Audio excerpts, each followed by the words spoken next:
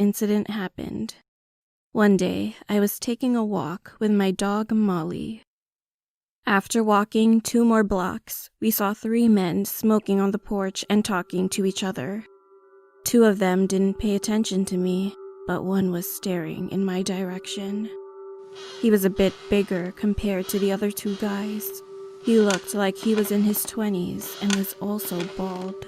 I quickly looked the other direction, but then he yelled at me from behind. "Hey gorgeous, nice puppy you got. Come over here and let me pet her." Then I heard laughter coming from the other 2 men, so I ignored them and rushed over to my house. At first, I didn't tell my parents anything, thinking that it wasn't that serious, but I was wrong. The day after, I walked my dog as usual, but because I was feeling a little bit scared, I took pepper spray with me. I walked past the same house hoping not to see that weird man, but he was there again.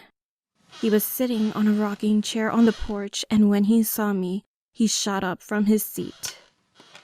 In fear, I picked up Molly and bolted down the sidewalk trying to get away from him. But to my horror, he was chasing after me. He pushed me to the ground, making me fall onto the hard concrete floor and dropping Molly. I started screaming for help, for anybody to hear me, but he covered my mouth.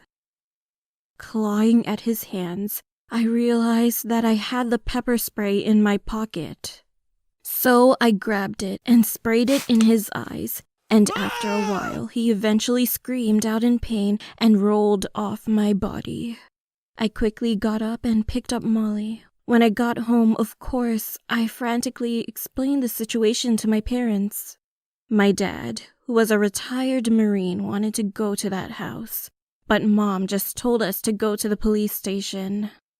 I told an officer what happened and showed him my injury, but they didn't really help me. A couple of months later, I started working at a 7-Eleven. One day, I was walking home after my night shift.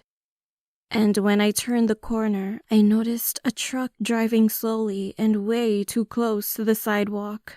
I didn't pay any attention at first, but when I was standing in front of my front door, I looked behind me and saw the same car. 2 men were in the truck, and I could see that they were watching me. I told my parents again, and because of this, my dad was on the lookout in front of the house for a few weeks. Nothing really happened until that night. That night traumatized me, and the guilt still chokes me to this day. It was about 2 in the morning when Molly started barking at something out the window. Being too tired, I just shrugged it off and drifted back to sleep, until I woke up to the sound of Molly yelping in pain. I opened my eyes and saw my dog's lifeless body on the floor covered in blood and a dark figure over her. It was him. "Do you think you could get away from me? No, you were wrong." He climbed over me and started punching my face. With my blurred vision, I kept on kicking and hitting the man, but he didn't even flinch. And next, I heard him struggling to get his belt off. Pure terror swept over my body. I let out a scream before he could cover my mouth. All of a sudden, the door swung open. My dad held his gun in his hand, and my mom was behind him. As soon as Dad saw the man, he shot him twice. The man screamed in agony, and I pushed him off of my body. Dad grabbed him and started beating him, showing no mercy, and Mom called the police. I then ran to Molly, but she'd already passed away. About 5 minutes later, the police arrived, and they arrested him.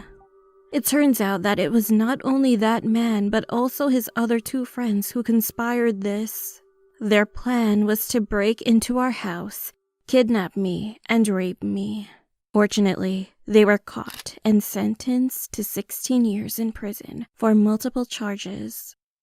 Until now, I still live with my parents because of the fear of being alone.